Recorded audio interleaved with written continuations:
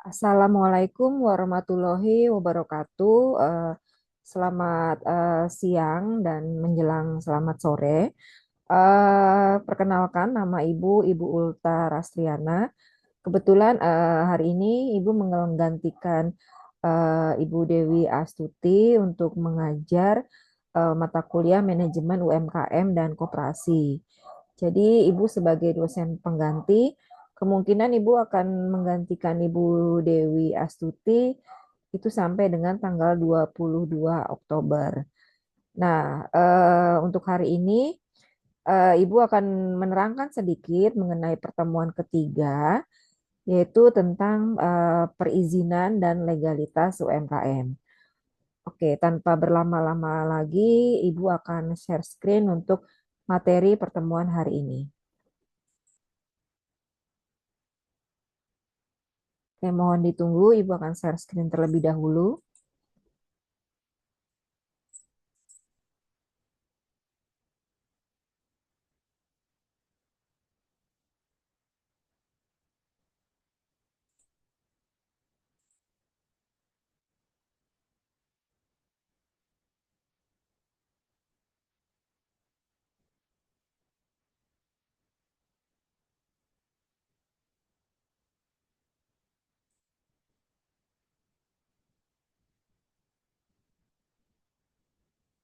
Oke, baik, ini tampilan slide-nya sudah ada di layar kalian semua. Oke, yang kita bahas hari ini adalah perizinan dan legalitas UMKM ya. UMKM berarti usaha mikro, kecil, dan menengah ya. Jadi hanya ada tiga macam usaha ya. Usaha besar tidak termasuk ya. Jadi hanya usaha mikro, usaha kecil, dan usaha menengah. Oke, kenapa sih suatu usaha atau pelaku usaha wajib mendaftarkan usahanya tersebut ke pemerintahan gitu ya? Nah, di sini ada tujuannya kenapa pelaku usaha atau misalnya pemerintah mewajibkan pelaku usaha untuk mendaftarkan usahanya ya. Oke. Nah, sebelum masuk ke tujuan kenapa diperlukan perizinan, ini badan usaha di Indonesia ada terbagi ya. Ada yang bersifat berbadan hukum dan belum berbadan hukum ya. Kalau belum berbadan hukum berarti memang belum didaftarkan, bukan berarti itu perusahaan atau badan usahanya ilegal ya, bisa saja dalam proses. Nah, di Indonesia ada namanya badan hukum, badan usaha berbadan hukum, yaitu disebut dengan PT, perseroan terbatas, yayasan, koperasi. Seperti kampus UPSI, BSI ini termasuk ke yayasan. Kemudian ada namanya usaha bukan berbadan hukum ya. Ada namanya usaha perorangan. Nah, ini usaha perorangan ini cenderung ke usaha mikro, usaha kecil, usaha menengah. Kemudian ada badan usaha yang sifatnya CV, perseroan komanditer, firma, dan masih banyak lagi. Nah, kemudian sebelum masuk ke macam-macam jenis jenis perizinan dan legalitas, tadi sudah dikatakan kenapa suatu UMKM perlu melakukan pendaftaran badan usahanya ya. Pertama pasti untuk melindungi pelaku usaha tersebut, melindungi usaha tersebut di jangka panjang.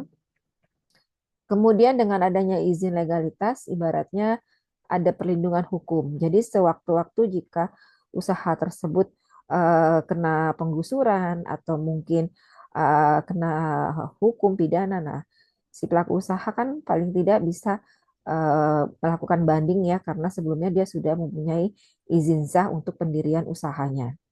Nah, di sini izin legalitas atau perizinan ada beberapa macam ya. Yang pertama adalah IUMK, yaitu izin usaha mikro dan usaha kecil ya. Nah, ini ditujukan bahwa pelaku usahanya harus mendaftarkan usahanya tersebut ya. Jadi seorang pelaku usaha harus punya izin ya. Nah, ini bentuknya berupa sertifikat ya dalam bentuk satu lembar ya.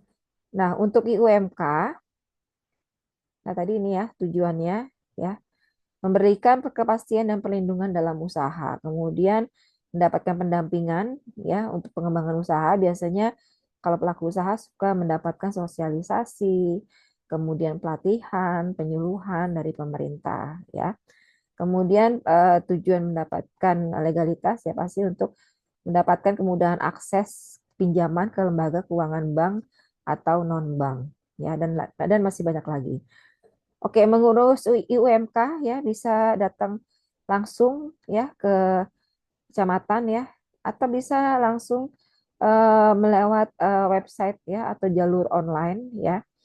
Nah, kalau kalian datang ya ke kecamatan ya harus bawa berkas-berkas yang diperlukan seperti KTP, kartu keluarga, pas foto, surat pengantar, dan mengisi formulir yang disediakan dari pihak kelurahan, maaf, dari pihak kecamatan. Nah, kalaupun tidak datang ke kecamatan, kalian bisa mendaftarkan usaha tersebut melalui website namanya OSS, Online Singles Submission ya. Oke. Nah, ada juga bisa melalui aplikasi My UKM. Nanti bisa kalian cari di Play Store ya, apakah aplikasi My UKM tersebut masih ada atau tidak ya. Oke, tapi kalau untuk lebih aman bisa mendaftarkan usahanya bisa melalui website OSS atau datang langsung ke kecamatan. Kemudian perizinan yang kedua adalah NIB, nomor induk berusaha. Ya, nah NIB ini berlaku sekaligus sebagai TDP, daftar tanda daftar perusahaan karena TDP sudah tidak ada saat ini, jadi digantikan dengan NIB dan juga sebagai pengganti dari SIUP, surat izin usaha perusahaan ya. Jadi TDP dan SIUP sudah tidak ada, jadi penggantinya adalah NIB. NIB sama ini mengurusnya bisa melalui website OSS ya. Jadi kalau NIB ini adalah identitas pelaku usaha. Misalnya pelaku usaha itu bidang usahanya di bidang F&B atau di bidang kosmetik, kecantikan ya, atau di bidang obat-obatan. Nah, itu ada nomor induk usahanya ya. Jadi tergantung dari bidang usaha yang dijalani oleh pelaku usaha. Kemudian selanjutnya, nah ini sama ya, bisa melalui online atau bisa datang langsung ke kecamatan ya. Nah, ini kalau tahapan dalam membuat NIB di OSS ya, sudah ada tahapannya di slide kalian ya. Kemudian izin yang ketiga, perizinan yang ketiga yaitu PERT atau izin produk industri rumah tangga. Nah, berarti ini produk-produknya dalam skala kecil yang diproduksi oleh usaha mikro, usaha kecil dan usaha menengah ya, industri yang dibuat di tahapan kecil ya atau home industry. Home industry. Nah, ini home industry ini berarti pengajuannya kemana? Pengajuannya itu melalui disahkan oleh bupati atau wali kota, tapi sebelumnya harus melalui ke dinas kesehatan atau puskesmas ya. Jadi industri rumah tangga ini macam-macam ya. Ada yang bisa berupa roti, makanan ringan ya. Nah, itu harus ada standar mutu dari dinas kesehatan dulu ya, baru dinas kesehatan sudah oke, sudah valid, baru disahkan oleh bupati, wali kota atau gubernur ya. Oke, ini syarat-syarat membuat PERT ya. Pastinya harus mengisi formulir ya. Eh, Formulir permohonan ini harus datang ke dinas kesehatan atau ke puskesmas ya. Mengisi formulir permohonan untuk pengajuan industri rumah tangga ya atau home industry. Kemudian memberikan fotokopi sertifikat pelatihan keamanan pangan bahwa usaha home industry tersebut sudah pernah melakukan pelatihan atau penyuluhan atau sosialisasi dari pemerintah setempat, pemerintah daerah. Kemudian dana lokasi usaha dan surat keterangan berbadan sehat dari puskesmas. Nah, setelah kita datang ke dinas kesehatan ya, pasti dari staf ya, dari pegawai Dinkes akan melakukan survei lokasi, survei tempat ya, apakah tempat usahanya tersebut bersih atau tidak, layak atau tidak, kemudian produk atau mungkin makanan yang dibuat itu bersih atau tidak. Nah, itu akan ada survei tempat atau lokasi. Nah, ketika survei tempat sudah dilakukan, barulah pembuatan sertifikat PERT ini bisa disahkan oleh Dinkes dan oleh wali kota ya, seperti itu. Kemudian perizinan selanjutnya yang keempat adalah NPWP. Nah, ini nomor pokok wajib pajak ya yang diberikan kepada wajib pajak ya, khususnya yang sudah bekerja ini wajib memiliki NPWP karena di akhir tahun ya setiap wajib pajak harus melaporkan pajaknya ya, yaitu berupa PPh 21. Nah, ini manfaat kenapa sih warga negara perlu diwajibkan membuat NPWP? Ya, pertama bisa mengajukan kredit ke bank ya. Jadi setiap kita pengajuan pinjaman ataupun melakukan pembukaan rekening tabungan, pasti dari pihak bank akan meminta dokumen berupa berupa NPWP. Kemudian manfaat NPWP lainnya membuat urusan perpajakan ya. Pasti ya pada saat kita melaporkan pajak atau PPh 21 ke kantor pajak, pasti akan dicek NPWP kita. Ya, makanya kita sebelum pengecekan itu harus punya dulu nih NPWP. Kemudian NPWP juga diperlukan ketika seseorang melamar pekerjaan ya dari pihak SDM ya atau pihak perusahaan pasti meminta NPWP kalian ya karena setiap karyawan kan setiap bulan pasti ada pemotongan pajak ya. Makanya perusahaan ketika merekrut karyawan pasti akan meminta fotokopi NPWP. Ya, nah ini manfaat NPWP masih banyak lagi ya. Kemudian untuk membuat NPWP gampang ya, mudah, bisa datang langsung ke offline ke kantor pajak setempat, kantor pajak terdekat.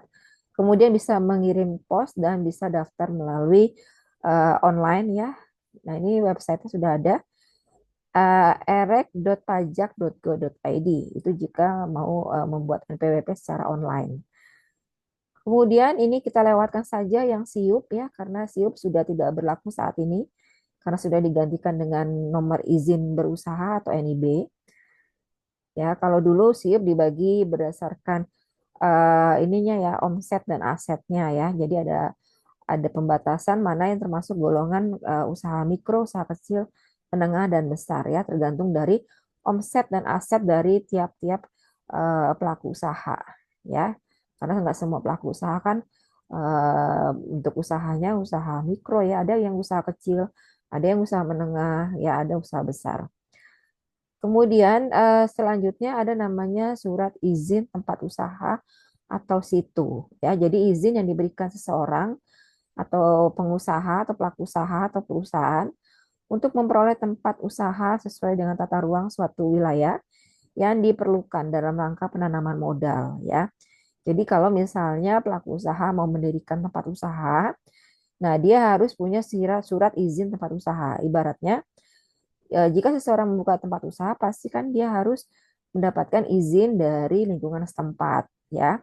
Misalnya nih kita ambil contoh adalah mungkin kalian tahu yang selebgram atau influencer yang beberapa tahun lalu terkenal ya, yang sering memelihara hewan ya, seperti Irfan Hakim atau Alshad Ahmad atau Panji Petualang ya.